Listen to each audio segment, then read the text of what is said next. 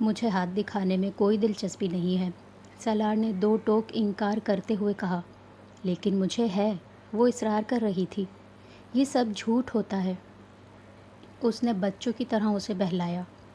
کوئی بات نہیں، دکھانے میں کیا حرج ہے؟ اس کے انداز میں کوئی تبدیلی نہیں ہوئی تھی۔ تم کیا جاننا چاہتی ہو اپنے مستقبل کے بارے میں؟ مجھ سے پوچھ لو۔ سالار اسے اس پامسٹ کے پاس لے جانے کے موڈ میں نہیں تھا جو اس 5 اسٹار ہوٹل کی لابی میں تھا جہاں وہ کچھ دیر پہلے کھانا کھانے کے لیے آئے تھے، اور کھانے کے بعد اس کی بیوی کو پتہ نہیں وہ پامسٹ کہاں سے یاد آ گیا تھا۔ ویری فنی، اس نے مذاق اڑایا تھا۔ اپنے مستقبل کا تو تمہیں پتہ نہیں، میرے کا کیسے ہوگا؟ کیوں، تمہارا اور میرا مستقبل ساتھ ساتھ نہیں ہے کیا؟ اس نے مسکرا کر اسے جتایا تھا۔ اسی لیے تو کہہ رہی ہوں، پامسٹ کے پاس چلتے ہیں، اس سے پوچھتے ہیں۔ اس کا اصرار بڑھا تھا۔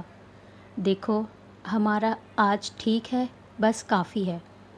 تمہیں کل کا مسئلہ کیوں ہو رہا ہے؟ وہ اب بھی رضامند نہیں ہو رہا تھا۔ مجھے ہے کل کا مسئلہ، وہ کچھ جھلا کر بولی تھی۔ اسے شاید توقع نہیں تھی کہ وہ اس کی فرمائش پر اس طرح کے رد عمل کا اظہار کرے گا۔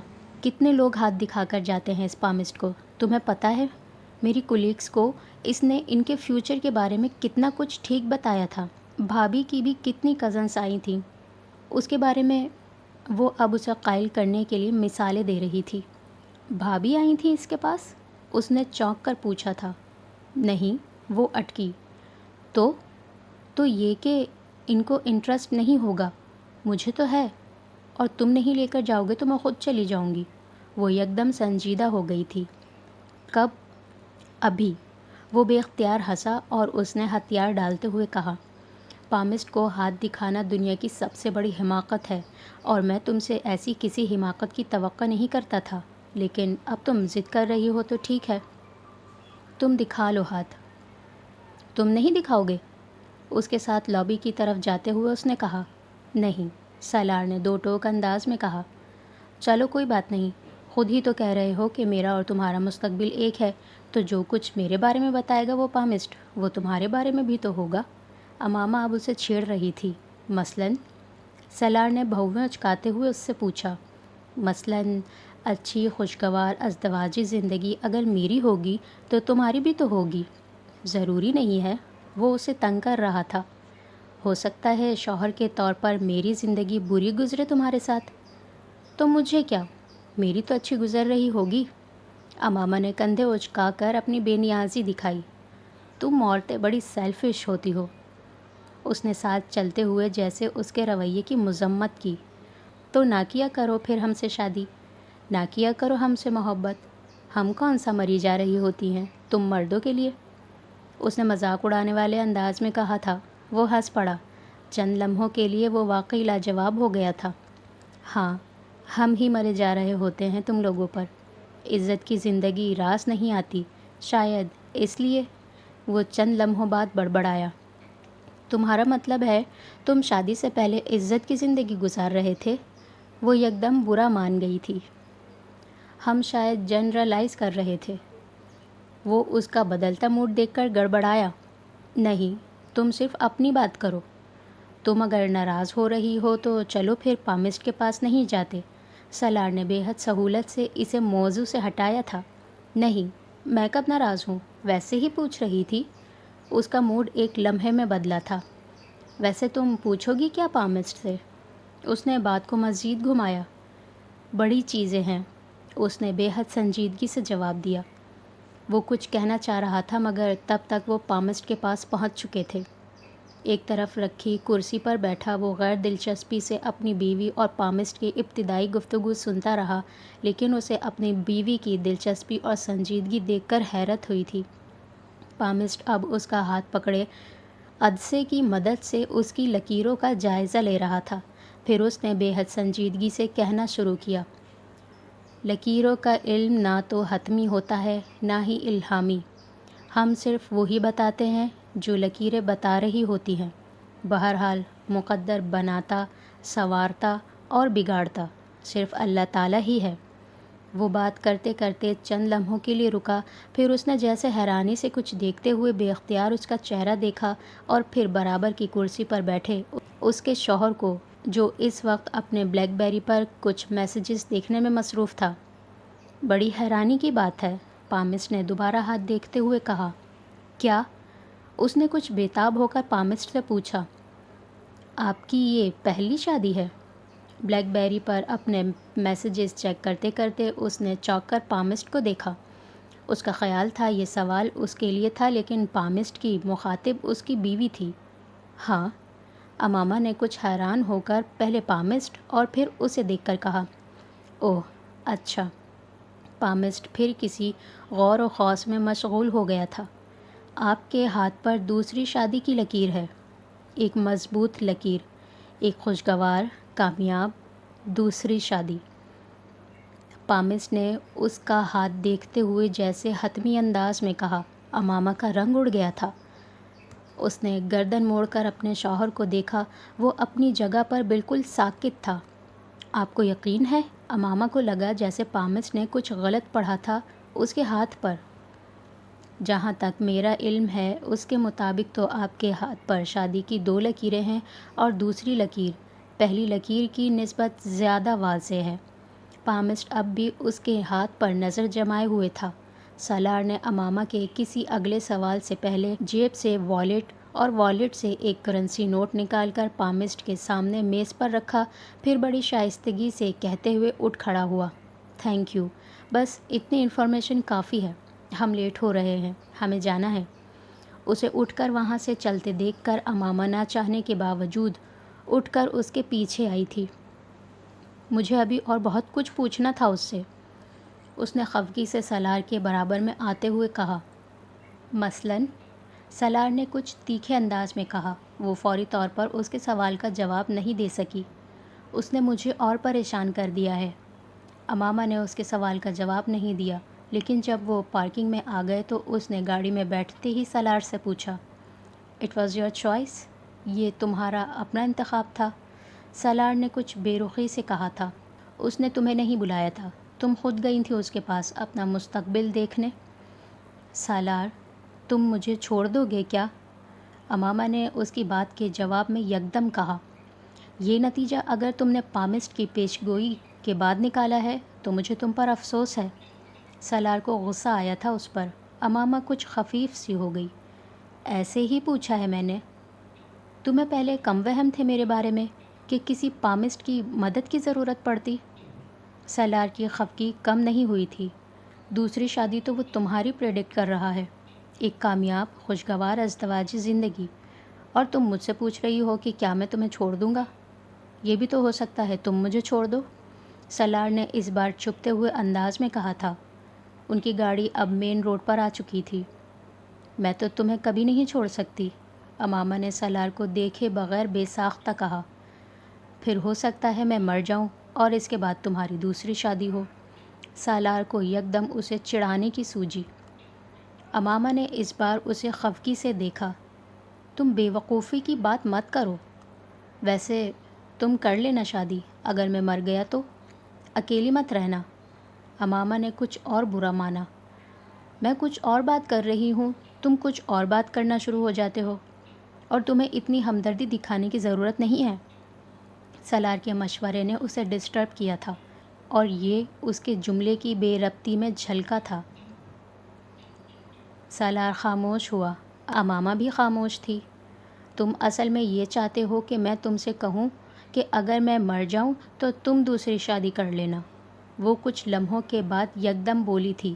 وہ اس کی ذہانت پر اش اش کر اٹھا تھا۔ تو کیا میں نہ کروں؟ سالار نے جان بوجھ کر اسے بڑی سنجیدگی سے چھیڑا۔ اس نے جواب دینے کے بجائے اسے بڑے پریشان انداز میں دیکھا۔ مجھے پامسٹ کے پاس جانا ہی نہیں چاہیے تھا، وہ پچھتائی تھی۔ تم مجھ سے سود کے بارے میں سوال کرتی ہو اور خود یہ یقین رکھتی ہو کہ اللہ کے علاوہ کسی انسان کو کسی دوسرے انسان کی قسمت کا حال پتہ ہو سکتا ہے۔ وہ صاف گو تھا اور ہمیشہ سے تھا، مگر اس کی صاف گوئی نے اماما کو کبھی اس طرح شرمندہ نہیں کیا تھا جس طرح اب کیا تھا۔ گھڑوں پانی پڑنے کا مطلب اسے اب سمجھ آیا تھا۔ انسان ہوں، فرشتہ تو نہیں ہوں میں، اس نے مدھم آواز میں کہا تھا۔ جانتا ہوں، اور تمہیں فرشتہ کبھی سمجھا بھی نہیں میں نے۔ مارجن آف ایرر دیتا ہوں تمہیں، لیکن تم مجھے نہیں دیتی۔ وہ اسے دیکھ کر رہ گئی۔ وہ ٹھیک کہہ رہا تھا، اور وہ بہت کم کوئی غلط بات کرتا تھا۔ امامہ کو یہ اعتراف تھا۔ زندگی اور قسمت کا پتہ اگر ذائچوں، پاسوں، اعداد، لکیروں اور ستاروں سے لگنے لگتا تو پھر اللہ انسان کو عقل نہ دیتا، بس صرف یہی چیزیں دے کر دنیا میں اتار دیتا۔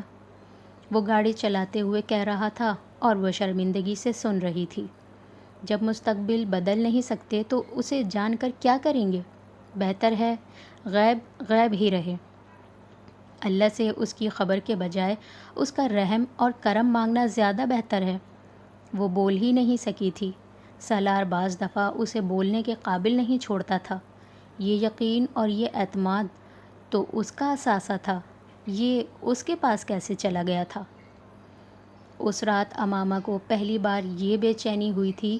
وہ ساتھی تھے، رقیب نہیں تھے، پر اسے چند لمحوں کے لیے سالار سے رقابت ہوئی تھی۔ وہ ایمان کے درجوں میں اس سے بہت پیچھے تھا۔ وہ اسے پیچھے کیسے چھوڑنے لگا تھا؟ وہ سالار کے ساتھ خانہ کعبہ کے صحن میں بیٹھی ہوئی تھی۔ سالار اس کے دائیں جانب تھا۔ وہ وہاں ان کی آخری رات تھی۔ وہ پچھلے 15 دن سے وہاں تھے اور اپنی شادی کے 7 ماہ بعد وہاں عمرہ کے لیے آئے تھے۔ احرام میں ملبوس سالار کے برہنہ کندھے کو دیکھتے ہوئے امامہ کو ایک لمبے عرصے کے بعد وہ خواب یاد آیا تھا۔ سالار کے دائیں کندھے پر کوئی زخم نہیں تھا، لیکن اس کے بائیں کندھے کی پشت پر اب اس ڈنر نائف کا نشان تھا جو ہاشم مبین نے اسے مارا تھا۔ تم نے پہلے کبھی مجھے اس خواب کے بارے میں نہیں بتایا۔ وہ امامہ کے منہ سے اس خواب کا سن کر شاکڈ رہ گیا تھا۔ کب دیکھا تھا تم نے یہ خواب؟ امامہ کو تاریخ، مہینہ، دن، وقت سب یاد تھا۔ کیسے بھول سکتا تھا؟ وہ اس دن جلال سے ملی تھی، اتنے سالوں کے لا حاصل انتظار کے بعد۔ سالار گنگ تھا۔ وہ وہی رات تھی جب وہ یہاں امامہ کے لیے گڑ گڑا رہا تھا، اس آس میں کہ اس کی دعا قبول ہو جائے، یہ جانے بغیر کہ اس کی دعا قبول ہو رہی تھی۔ اس دن میں یہاں تھا، اس نے اپنی آنکھیں رگڑتے ہوئے امامہ کو بتایا تھا۔ اس بار وہ ساکت ہوئی۔ عمرہ کے لیے؟ سالار نے سر ہلایا۔ وہ سر جھکائے اپنے ہونٹ کاٹتا رہا۔ وہ کچھ بول ہی نہیں سکی، صرف اسے دیکھتی رہی۔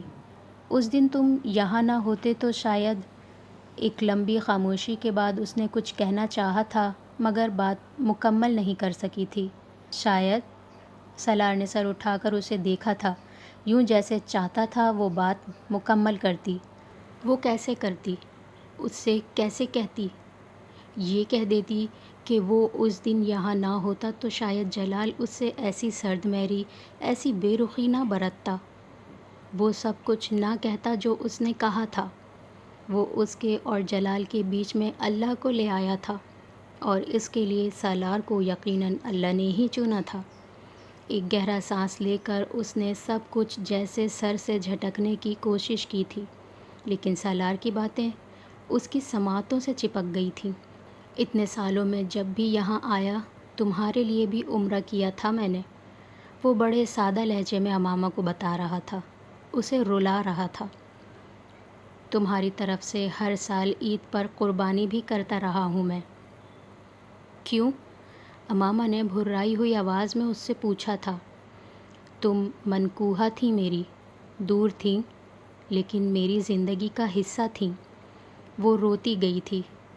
اس کے لیے سب کچھ اسی شخص نے کرنا تھا کیا؟ اسے سالار کے حافظ قرآن ہونے کا پتہ بھی اسی وقت چلا تھا۔ وہ جلال کی نعت سن کر محصور ہو جاتی تھی، اور اب وہاں حرم میں سالار کی قرأت سن کر گنگ تھی۔ ایسی قرأت کہاں سے سیکھی تم نے؟ وہ پوچھے بغیر نہیں رہ سکی تھی۔ جب قرآن پاک حفظ کیا تب۔ اب تو پرانی بات ہو گئی، اس نے بڑے سادہ لہجے میں کہا۔ امامہ کو چند لمحوں کے لیے جیسے اپنے کانوں پر یقین نہیں آیا۔ تم نے قرآن پاک حفظ کیا ہوا ہے؟ ڈاکٹر صاحب نے کبھی نہیں بتایا۔ وہ شاکڈ تھی۔ تم نے بھی کبھی نہیں بتایا اتنے مہینوں میں؟ پتہ نہیں، کبھی خیال نہیں آیا۔ ڈاکٹر صاحب کے پاس آنے والے زیادہ تر لوگ حفاظ ہی ہیں۔ میرا حافظ قرآن ہونا ان کے لیے کوئی انوکھی بات نہیں ہوگی۔ وہ کہہ رہا تھا، تم اتنا حیران کیوں ہو رہی ہو؟ آنسوؤں کا ایک ریلا آیا تھا امامہ کی آنکھوں میں۔ جلال کو پیڈسٹل پر بٹھائے رکھنے کی ایک وجہ اس کا حافظ قرآن ہونا بھی تھا، اور آج وہ جس کی بیوی تھی، حافظ قرآن وہ بھی تھا۔ بہت سی نعمتیں پتہ نہیں اللہ کس نیکی کے عوض عطا کرتا ہے، سمجھ میں نہیں آتا۔ وہ دلوں میں کیسے رہتا ہے؟ وہ سنتی آئی تھی، وہ دلوں کو کیسے بوجھ لیتا ہے، وہ دیکھ رہی تھی۔ بس سب کچھ کن تھا اللہ کے لیے، بس ایسے، اتنا ہی سہل، آسان، پلک جھپکنے سے پہلے، سانس آنے سے پہلے۔ اللہ سامنے ہوتا تو وہ اس کے قدموں میں گر کر روتی۔ بہت کچھ مانگا تھا، پر یہ تو صرف چاہا تھا۔ وہ اتنا کچھ دے رہا تھا، اس کا دل چاہا تھا وہ ایک بار پھر بھاگ کر حرم میں چلی جائے جہاں سے کچھ دیر پہلے آئی تھی۔ رو کیوں رہی ہو؟ وہ اس کے آنسوؤں کی وجہ نہیں جان پایا۔ وہ روتے روتے ہنسی۔ بہت خوش ہوں اس لیے، تمہاری احسان مند ہوں اس لیے، نعمتوں کا شکر ادا نہیں کر پا رہی اس لیے۔ وہ روتی، ہنستی اور کہتی جا رہی تھی، بے وقوف ہو اس لیے۔ سالار نے جیسے خلاصہ کیا، ہاں وہ بھی ہوں۔ اس نے اپنے آنسو پوچھتے ہوئے شاید پہلی بار سالار کی زبان سے اپنے لیے بے وقوف کا لفظ سن کر خفگی کا اظہار نہیں کیا تھا۔ ایک لمحے کے لیے امامہ نے آنکھیں بند کی، پھر آنکھیں کھول کر حرم کے صحن میں خانہ کعبہ کے بالکل سامنے برابر میں بیٹھے سالار کو دیکھا، جو بہت خوش الحانی سے قرآن پاک کی تلاوت کر رہا تھا۔ فَبِأَيِّ آلَاءِ رَبِّكُمَا تُكَذِّبَانِ، اور تم اپنے پروردگار کی کون کون سی نعمتوں کو جھٹلاؤ گے؟ تم جو کچھ کر رہی ہو امامہ، تم اس پر بہت پچھتاؤ گی۔ تمہارے ہاتھ کچھ بھی نہیں آئے گا۔ 9 سال پہلے ہاشم مبین نے اس کے چہرے پر تھپڑ مارتے ہوئے کہا تھا، ساری دنیا کی ذلت، رسوائی، بدنامی اور بھوک تمہارا مقدر بن جائے گی۔ انہوں نے اس کے چہرے پر ایک اور تھپڑ مارا تھا، تمہارے جیسی لڑکیوں کو اللہ ذلیل و خوار کرتا ہے، کسی کو منہ دکھانے کے قابل نہیں چھوڑتا۔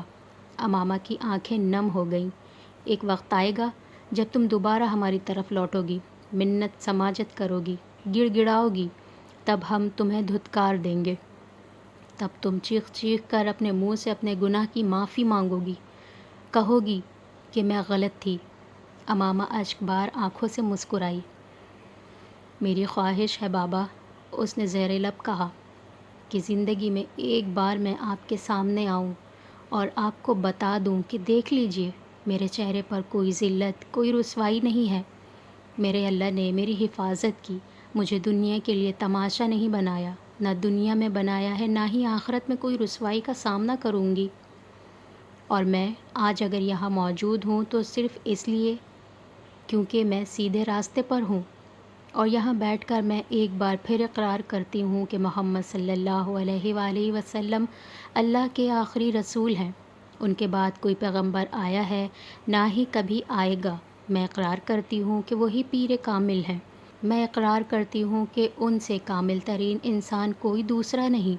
ان کی نسل میں بھی کوئی ان کے برابر آیا ہے، نہ ہی کبھی آئے گا۔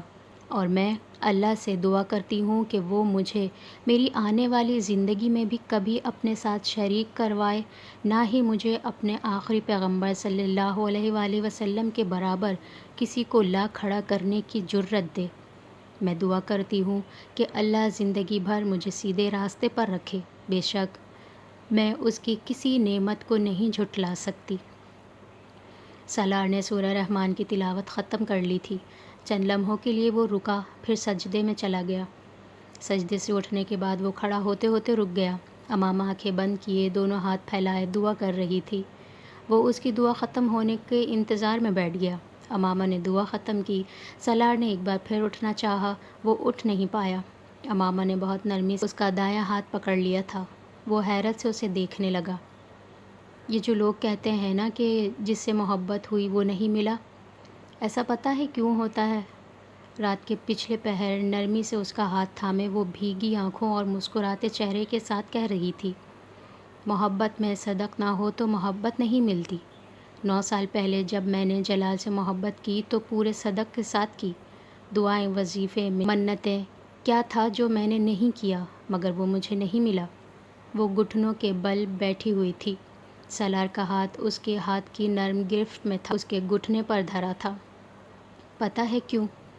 کیونکہ اس وقت تم بھی مجھ سے محبت کرنے لگے تھے، اور تمہاری محبت میں میری محبت سے زیادہ صدق تھا۔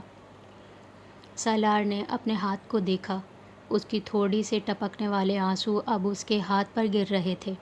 سالار نے دوبارہ امامہ کے چہرے کو دیکھا، مجھے اب لگتا ہے کہ مجھے اللہ نے بڑے پیار سے بنایا ہے، وہ مجھے ایسے کسی شخص کو سونپنے پر تیار نہیں تھا جو میری قدر نہ کرتا، ناقدری کرتا، مجھے ضائع کرتا، اور جلال، وہ میرے ساتھ یہی سب کرتا، وہ میری قدر کبھی نہ کرتا۔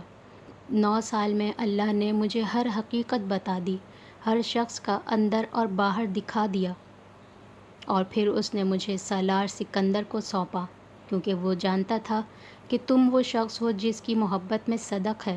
تمہارے علاوہ اور کون تھا جو مجھے یہاں لے آتا؟ تم نے ٹھیک کہا تھا، تم نے مجھ سے پاک محبت کی تھی۔ وہ بے حس و حرکت سا اسے دیکھ رہا تھا۔ اس نے اس اعتراف، اس اظہار کے لیے کون سی جگہ چنی تھی؟ وہ اب اس کے ہاتھ کو نرمی اور احترام سے چومتے ہوئے باری باری اپنی آنکھوں سے لگا رہی تھی۔ مجھے تم سے کتنی محبت ہوگی میں یہ نہیں جانتی، دل پر میرا اختیار نہیں ہے، مگر میں جتنی زندگی بھی تمہارے ساتھ گزاروں گی تمہاری وفادار اور فرما بردار رہوں گی، یہ میرے اختیار میں ہے۔ میں زندگی کے ہر مشکل مرحلے، ہر آزمائش میں تمہارے ساتھ رہوں گی۔ میں اچھے دنوں میں تمہاری زندگی میں آئی ہوں، میں برے دنوں میں بھی تمہارا ساتھ نہیں چھوڑوں گی۔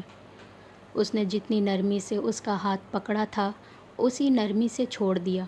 وہ اب سر جھکائے دونوں ہاتھوں سے اپنے چہرے کو صاف کر رہی تھی۔ سالار کچھ کہے بغیر اٹھ کر کھڑا ہو گیا۔ وہ خانہ کعبہ کے دروازے کو دیکھ رہا تھا، بلا شبہ اسے زمین پر اتاری جانے والی صالح اور بہترین عورتوں میں سے ایک دی گئی تھی، وہ عورت جس کے لیے سالار نے ہر وقت اور ہر جگہ دعا کی تھی۔ کیا سالار سکندر کے لیے نعمتوں کی کوئی حد رہ گئی تھی؟ اور اب جب وہ عورت اس کے ساتھ تھی تو اسے احساس ہو رہا تھا کہ وہ کیسی بھاری ذمہ داری اپنے لیے لے بیٹھا ہے۔ اسے اس عورت کا کفیل بنا دیا گیا تھا جو نیکی اور پارسائی میں اس سے کہیں آگے تھی۔ امامہ اٹھ کھڑی ہوئی۔ سالار نے کچھ کہے بغیر اس کا ہاتھ تھام کر وہاں سے جانے کے لیے قدم بڑھا دیے۔ اسے اس عورت کی حفاظت سونپ دی گئی تھی جس نے اپنے اختیار کی زندگی کو اس کی طرح کسی آلائش اور غلاظت میں نہیں ڈبویا، جس نے اپنی تمام جسمانی اور جذباتی کمزوریوں کے باوجود اپنی روح اور جسم کو اس کی طرح نفس کی بھیٹ نہیں چڑھایا۔ اس کا ہاتھ تھامے قدم بڑھاتے ہوئے اسے زندگی میں پہلی بار پارسائی اور تقویٰ کا مطلب سمجھ میں آ رہا تھا۔ وہ اپنی پوری زندگی کو جیسے فلم کی کسی اسکرین پر چلتا دیکھ رہا تھا اور اسے بے تحاشا خوف محسوس ہو رہا تھا۔ سالار، تم سے ایک چیز مانگوں؟ امامہ نے جیسے اس کی سوچ کے تسلسل کو روکا تھا۔ وہ اس وقت حرم کے صحن سے باہر نکلنے ہی والے تھے۔ سالار نے رک کر اس کا چہرہ دیکھا، وہ جانتا تھا وہ اس سے کیا مانگنے والی تھی۔ تم ایک بار نبی کریم صلی اللہ علیہ وآلہ وسلم کا آخری خطبہ پڑھو۔ سالار کو اندازہ نہیں تھا وہ اس سے یہ مطالبہ کرنے والی تھی۔ وہ حیران ہوا تھا۔ آخری خطبہ؟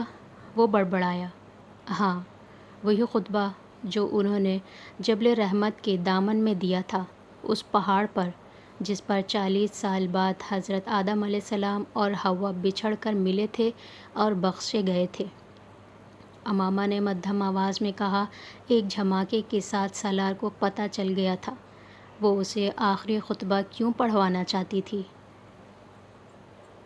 اس نے سالار سے آخری خطبے کے بارے میں ایک دن پہلے بھی پوچھا تھا، تب وہ جبل رحمت پر کھڑے تھے۔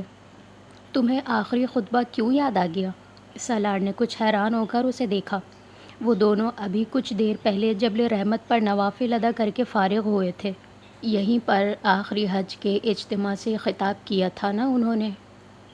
وہ جبل رحمت کی چوٹی کے دامن کو دیکھ رہی تھی۔ ہاں، سالار نے اس کی نظروں کا تعاقب کرتے ہوئے نیچے جھانکا۔ ان دونوں کے کپڑے اب ہوا سے پھڑپڑا رہے تھے۔ وہ دوپہر کا وقت تھا، تیز دھوپ اور لو جیسی ہوا کے تھپیڑوں میں وہ اس سے خون جما دینے والے سوال کرنے والی تھی۔ تمہیں ان کا خطبہ یاد ہے؟ امامہ نے اس سے پوچھا۔ سارا تو نہیں۔ سالار یاد کرنے کی کوشش کرتے ہوئے اٹکا۔ بس چند احکامات یاد ہوں گے۔ اس نے بات مکمل کی تھی۔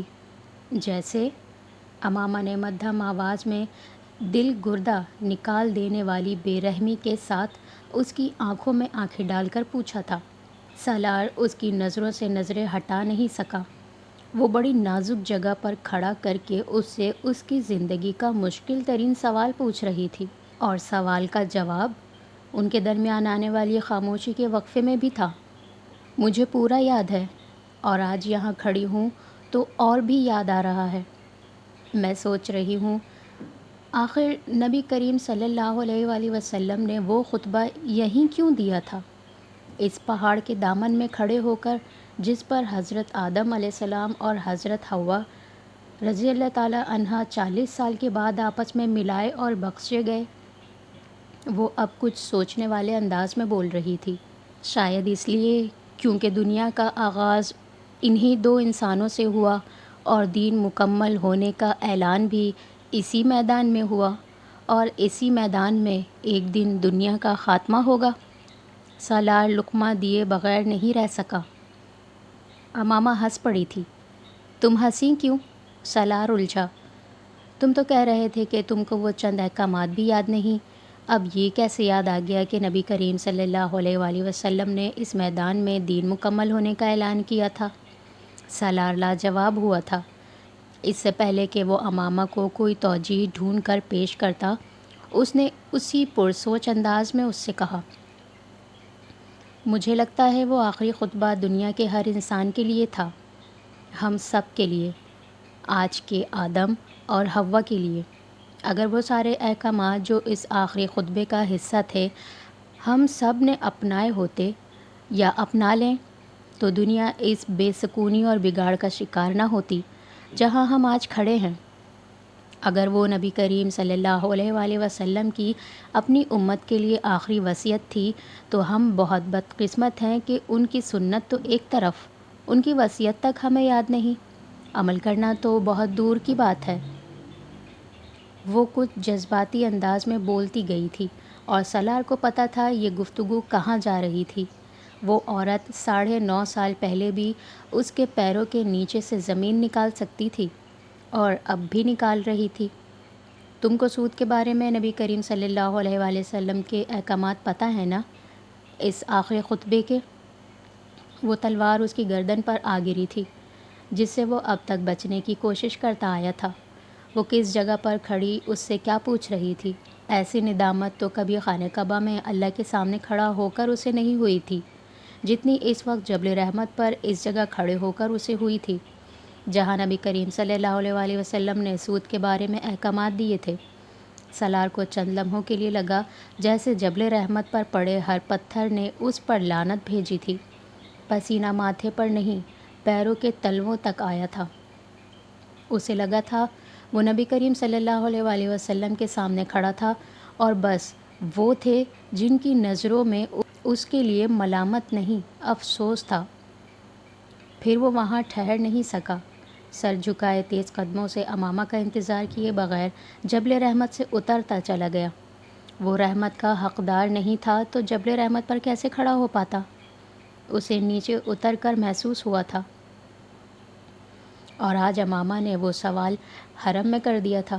سالار نے اس سے اس بار یہ نہیں پوچھا تھا کہ وہ اس سے کیا مانگے گی۔ اس نے اس کے بالمقابل کھڑے ہو کر اس کی آنکھوں میں آنکھیں ڈال کر حرم کے صحن سے نکلنے سے پہلے امامہ سے کہا تھا، میں سود جب بھی چھوڑوں گا تمہارے لیے نہیں چھوڑوں گا۔ نبی کریم صلی اللہ علیہ وآلہ وسلم کے لیے چھوڑوں گا۔ امامہ نے اس کے اعلان کو سنا اور پھر بڑی ٹھنڈی آواز میں کہا، تو پھر انہی کے لیے چھوڑ دو۔ سالار ہل نہیں سکا۔ یہ عورت اس کی زندگی میں پتہ نہیں کس لیے آئی یا لائی گئی تھی۔ اس کو اکنامکس اور حساب کے ہر سوال کا جواب آتا تھا، سوائے اس ایک جواب کے، تم تو حافظ قرآن ہو سالار، پھر بھی اتنی بڑی وائلیشن کر رہے ہو قرآن پاک اور اللہ کے احکامات کی۔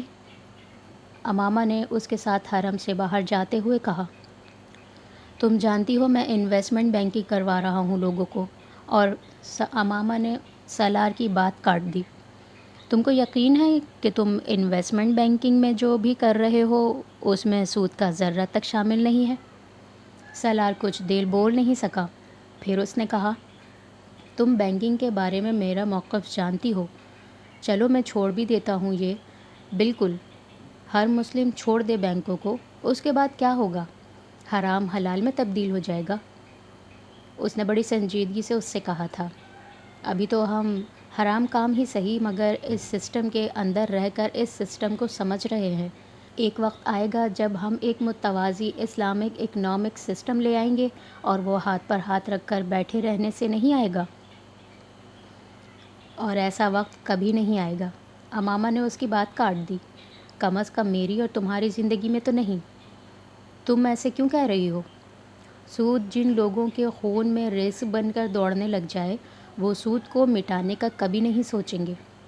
سالار کو ایک لمحے کے لیے لگا امامہ نے اس کے چہرے پر تماچا دے مارا تھا۔ بات کڑوی تھی پر بات سچی تھی۔ تھوک سکتا تھا پر کڑواہٹ زائل نہیں کر سکتا تھا۔ میں صرف یہ چاہتی ہوں کہ تم اگر چیزوں کو بدل نہیں سکتے تو اپنی قابلیت ایک غلط کام کو عروج پر پہنچانے کے لیے مت استعمال کرو۔ وہ اسی امامہ کی محبت میں گرفتار ہوا تھا، اور آج وہ بیوی بن کر ویسی ہی باتیں دہرا رہی تھی تو سالار کو خفگی ہو رہی تھی، یا شاید وہ شرمندگی تھی جو اسے امامہ سے نظریں ملانے کے قابل نہیں رہنے دے رہی تھی۔ اس نے کیا کیا نہیں کیا تھا اس عورت کو مطیع اور فرمانبردار کرنے کے لیے، اور ابھی کچھ دیر پہلے حرم میں وہ اس سے اپنی محبت اور اطاعت کا اعلان بھی کر رہی تھی، اپنی غیر مشروط اور دائمی محبت اور وابستگی کا، اور اس اعلان کے بعد بھی وہ صحیح اور غلط کی واضح تمیز لیے بیٹھی تھی۔ جو صحیح تھا وہ محبت اور اطاعت بھی غلط نہیں کہلوا سکتی تھی۔ امامہ ہاشم کی زبان سے سالار سکندر کو اس سے ایک بار پھر حسد ہوا تھا۔ کیا اس کی زندگی میں ایسا کوئی وقت آنا تھا جب وہ امامہ ہاشم کے سامنے دیو بنتا اور بنا ہی رہتا، بونا نہ بنتا، فرشتہ دکھتا اور دکھتا ہی رہتا، شیطان نہ دکھتا؟ میں آخری خطبہ پڑھوں گا، کہنا وہ کچھ اور چاہتا تھا اور کہہ کچھ اور دیا تھا۔ مجھ سے سنو گے؟ امامہ نے اس کا ہاتھ تھامتے حرم سے باہر نکلتے ہوئے بڑے اشتیاق سے کہا، تمہیں زبانی یاد ہے؟ سالار نے بغیر حیران ہوئے اس سے پوچھا تھا۔ اتنی بار پڑھا ہے کہ لگتا ہے زبانی دہرا سکتی ہوں۔ وہ اب جیسے کچھ یاد کر رہی تھی۔ سناؤ، سالار نے اس کے ساتھ چلتے ہوئے کہا۔ آدم مکہ کی زمین پر کئی سو سال بعد اس خطبے کو حوا کی زبان سے سننے کو تیاری کر رہا تھا، جو کئی سو سال پہلے آخری نبی الزماں صلی اللہ علیہ وآلہ وسلم نے دین کی تکمیل کا اعلان کرتے ہوئے دنیا بھر کے انسانوں کے لیے دیا تھا، صرف مسلمانوں کے لیے نہیں۔ سب تعریفیں اللہ تعالیٰ کے لیے ہیں، ہم اسی کی حمد و ثنا کرتے ہیں اور اسی سے مغفرت مدد چاہتے ہیں، اور اسی کے سامنے توبہ کرتے ہیں، اور اسی کے دامن میں اپنے نفس کی خرابیوں اور برے اعمال سے پناہ چاہتے ہیں۔ جس کو اللہ تعالیٰ ہدایت دے دے اسے کوئی گمراہ نہیں کر سکتا، اور جس کو وہ گمراہ کر دے اسے کوئی ہدایت نہیں دے سکتا۔ اور میں گواہی دیتا ہوں کہ اللہ کے سوا کوئی معبود نہیں، اور وہ اکیلا ہے اور اس کا کوئی شریک نہیں، اور میں اعلان کرتا ہوں کہ محمد صلی اللہ علیہ وآلہ وسلم اللہ کا بندہ اور رسول ہے۔ اے لوگو، میں تمہیں اللہ سے ڈرنے کی وصیت کرتا ہوں اور تمہیں اس کی اطاعت کا حکم دیتا ہوں، اور اپنے خطبے کا آغاز نیک بات سے کرتا ہوں۔ لوگو سنو، میں تمہیں وضاحت سے بتاتا ہوں کیونکہ شاید اس کے بعد کبھی تم سے اس جگہ مل نہ سکوں۔ اچھی طرح سن لو، تم میں سے جو حاضر نہیں وہ یہ باتیں غیر حاضر لوگوں تک پہنچا دے۔ ممکن ہے اگلے لوگ یہاں موجود لوگوں کی نسبت ان باتوں کو زیادہ اچھی طرح یاد رکھیں اور ان کی حفاظت فرمائیں۔ اے لوگو، اللہ تعالیٰ نے سود کو حرام قرار دیا ہے اور میں آج سے تمام سود کالعدم قرار دیتا ہوں، اور سب سے پہلے وہ سود معاف کرتا ہوں جو لوگوں نے میرے چچا عباس بن عبد المطلب کو ادا کرنا ہے۔ البتہ تم کو اپنی اصل رقم لینے کا حق ہے، جس میں نہ اوروں کا نقصان ہے اور نہ تمہارا۔ اے لوگو، میں نے تمہارے پاس ایسی چیز چھوڑ دی ہے کہ تم اسے مضبوطی سے تھامے رہو گے تو میرے بعد ہرگز گمراہ نہیں ہوگے، یعنی اللہ کی کتاب اور اس کے نبی صلی اللہ علیہ وآلہ وسلم کی سنت، اور تم لوگ لغو سے بچو کیونکہ تم سے پہلے لوگ اسی کے باعث ہلاک ہوئے۔ دیکھو، میں نے حق پہنچا دیا ہے، بس اگر کسی کے پاس امانت رکھوائی گئی ہے تو وہ اس بات کا پابند ہے کہ امانت رکھوانے والے کو امانت پہنچا دے، اور بے شک تم سب کو اللہ کی طرف لوٹنا اور حساب دینا ہے۔ اے لوگو، عورتوں کے معاملے میں اللہ سے ڈرو۔ تم نے اللہ کو گواہ بنا کر ان کو حلال کیا اور انہیں اپنی امان میں لیا ہے۔ تمہیں ان عورتوں پر حقوق حاصل ہیں، بالکل ویسے ہی جیسے تمہاری عورتوں کو تم پر حقوق حاصل ہیں۔ ان پر تمہارا حق یہ ہے کہ وہ کسی ایسے شخص کے ساتھ دوستی نہ کریں جسے تم پسند نہیں کرتے، اور تمہاری حرمت کی نگہبانی کریں، اور اگر وہ تمہاری فرمانبردار رہتی ہیں تو پھر یہ ان کا حق ہے کہ تم ان کے ساتھ اچھا سلوک کرو اور ان کے نان نفقے کی ذمہ داری اٹھاؤ۔ اے لوگو، تمہارے خون، تمہارے مال ایک دوسرے کے لیے اسی طرح محترم ہے جیسے آج کا یہ دن، عرفہ کا دن، یہ مہینہ ذو الحجہ، اور یہ شہر مکہ۔ خبردار، زمانہ جاہلیت کی ہر رسم اور طریقہ آج میرے قدموں کے نیچے ہے، اور جاہلیت کے خون معاف کر دیے گئے ہیں، اور پہلا خون جو میں اپنے خونوں سے معاف کرتا ہوں وہ ابن ربیعہ حارث کا خون ہے۔ دیکھو، میرے بعد گمراہ نہ ہو جانا کہ پھر ایک دوسرے کی گردنیں مارنے لگو۔ اے لوگو، نہ تو میرے بعد کوئی نیا پیغمبر یا نبی آئے گا، نہ تمہارے بعد کوئی نئی امت۔ میں تمہارے پاس اللہ کی کتاب اور اپنی سنت چھوڑ کر جا رہا ہوں۔ اگر تم ان پر عمل کرو گے تو کبھی گمراہ نہیں ہوگے، اور شیطان سے خبردار رہو۔ وہ اس بات سے مایوس ہو چکا ہے کہ اس زمین پر اس کی پرستش کی جائے گی، لیکن وہ اس بات پر راضی ہے کہ تمہارے درمیان فتنہ فساد پیدا کرتا رہے، اس لیے تم اس سے اپنے دین و ایمان کی حفاظت کرو۔ جان جاؤ کہ ہر مسلمان دوسرے مسلمان کا بھائی ہے، اور تمام مسلمان ایک امت ہیں۔ کسی کے لیے یہ جائز نہیں کہ وہ اپنے بھائی سے کچھ لے سوائے اس کے جسے اس کا بھائی اپنی رضامندی اور خوشی سے دے، اور اپنے نفس پر اور دوسروں پر زیادتی نہ کرو۔ تم سب آدم اور حوا کی اولاد ہو، اور آدم مٹی سے بنے تھے۔ کسی عرب کو اجمی پر اور کسی اجمی کو عربی پر، کسی گورے کو کالے پر اور کالے کو گورے پر کوئی برتری حاصل نہیں۔ برتری اگر ہے تو صرف تقویٰ کو، اور اپنے غلاموں کا خیال رکھو، اور جو تم کھاؤ اس میں سے ان کو کھلاؤ، اور جو تم پہنو اسی میں سے ان کو پہناؤ، اور اگر وہ ایسی خطا کریں جو تم معاف نہ کرنا چاہو تو انہیں فروخت کر دو، لیکن کوئی سزا نہ دو۔ خوب سن لو، اپنے پروردگار کی عبادت کرو، 5 وقت کی نماز قائم کرو، رمضان کے روزے رکھو، اپنے مال کی زکوٰۃ خوشی سے ادا کرو، اپنے حاکم کی اطاعت کرو، چاہے وہ ایک ناک کٹا حبشی ہی کیوں نہ ہو، اور اس طرح اپنے رب کی جنت میں داخل ہو جاؤ۔